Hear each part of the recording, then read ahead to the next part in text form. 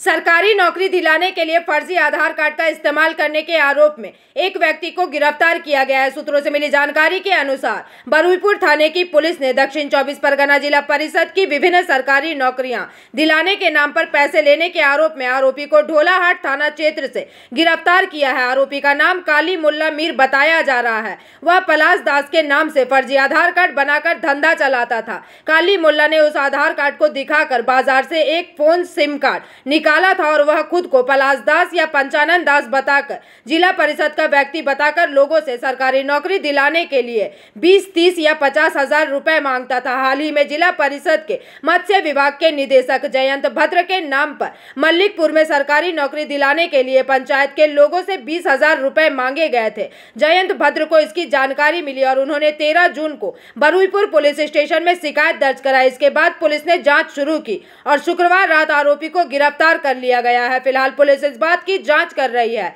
कि काली मुल्ला ने इस तरह से कितने पैसे लिए हैं।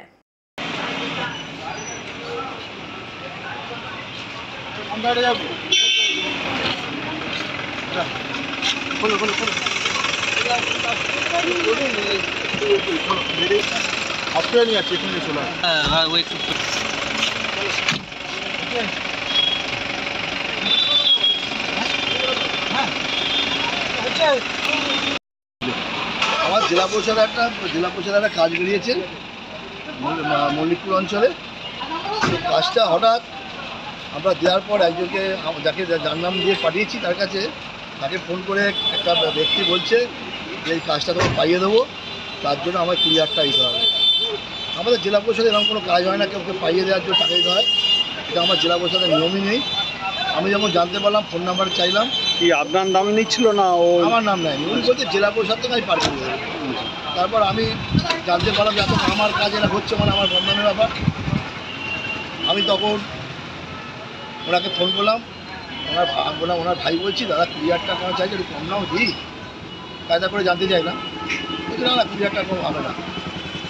তখন আমি বললাম ঠিক আছে। তারপর আমি এডিএম সাহেবকে জানালাম, আমি ঊর্ধ্বতম কর্তৃপক্ষ পার্টির নেতৃত্বকে জানালাম, তারা আইনের ব্যবস্থা নিতে বলেছে। আমি আইনের ব্যবস্থা নিয়েছি, আসামি ধরা পড়েছে। কি নাম কি তার নাম? তার নাম হিন্দুর একটা নাম ছিল, মুসলিম লোক, নাম দেওয়া আছে হিন্দু, দিয়ে চালাচ্ছিল। কোথায় বাড়ি তার? তার বাড়ি হচ্ছে শঙ্করপুর, মন্দিরাবাজার শঙ্করপুর জানা গেল। এবং আইনত আইসি খুব ভালো কাজ করেছে এবং ধরে আইনত তদন্ত করছে, এটাই আমি খুব ভালো। Bureau report, PVTV news.